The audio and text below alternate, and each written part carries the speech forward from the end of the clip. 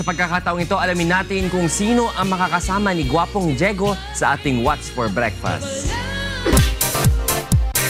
Unang narinig sa bandang Orange and Lemons hanggang sa theme song ng isang kilalang reality show. Frontman ng bandang Kenyo at ngayon interpreter ng isa sa mga finalist ng A Song of Praise Music Festival Year 3.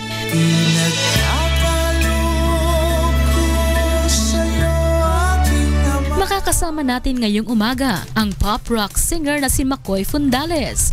Bago naging isang tanyag na mga awit, si Makoy ay nagkamit rin ng tagumpay sa paaralan at nakapagtapos bilang valedictorian noong high school at cum laude naman noong kolehiyo. Bukod sa pagkilala bilang isang sikat na singer, hinirang din si Makoy na isa sa Outstanding Boy Scouts noong 1992. Ano kayang almusal ang ibibida sa atin ng isang Boy Scout, achiever at singer? Ating alamin sa What's for Breakfast.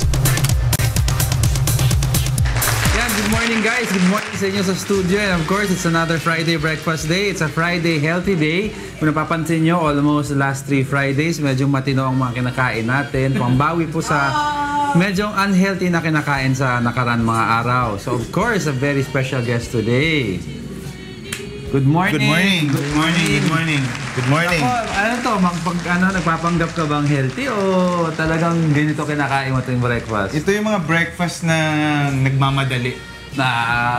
Healthy na, madali pang i-prepare. Pero kung may time ka na mag-prepare, dinadagdagan ko ng kung ano-ano. Pero ito pa rin. This is basically, since I was a kid, talagang oatmeal guy. So conscious ka talaga. It's good for the heart. It's easy on the stomach. Sa bagay. Sige, share with us kung ano yung itong variant mo ng oatmeal tsaka mga fruits na ginagamit mo. So, actually, mga kaibigan, you can share this healthy breakfast with me, just like what I always have. Madalas po ako mag-oatmeal, and then, ang sarap yan kasi sasabayan yun ng bananas, or your favorite kinds of fruits like kiwi. Nandyan din, pwede rin kayo maggatas.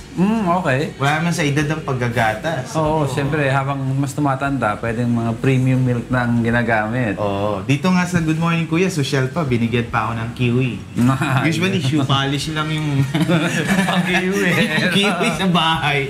Pero anyway, so you can also have mangoes, different kinds of fruits. And shall we share the nutrition facts? Yeah, go ahead. For the breakfast? Ang total calories po ng ganitong klaseng breakfast ay nasa 120 lang. Mababa. Sa mga conscious dyan, ano? Bigat sa dyan, busog ka na. Pero alam mo, yung mga kilala ko na nag-oatmeal, ginagamit nila pang substitute ng kanin. Inahalo nila ang adobo, naghahalo sila ng mga apritada. Pwede rin ganun eh. Sige. Ang fat content po nito ay nasa 2 grams lang. Sodium is at 290 milligrams. Potassium is at 110 milligrams. Carbohydrate is at 24 grams. And protein is at 4 grams. May protein pa because of the milk. Exactly. So, very simple meal, pero kung titingnan yung nutritional content, almost complete. Actually, sa mga Pinoy, definition nila nito simple because sanay sila sa mga rice and mga fried and ano. Exactly. But in reality kasi, loaded to with nutrition eh. And then it gets you through until lunchtime.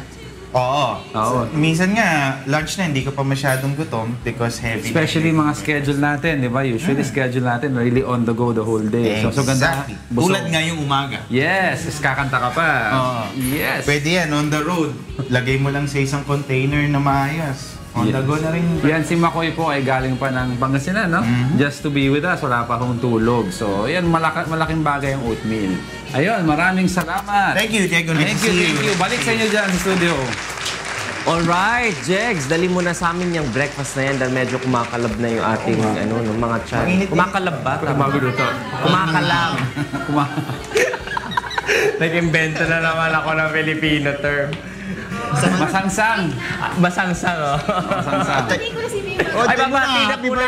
Oo. Batiin mo natin ka na. Kasi nanonood siya ngayon eh. Hi, Mio. Happy birthday! Happy birthday! Kanta ka naman. Kayo na lang. Happy birthday! Happy birthday. Yun lang. Love you.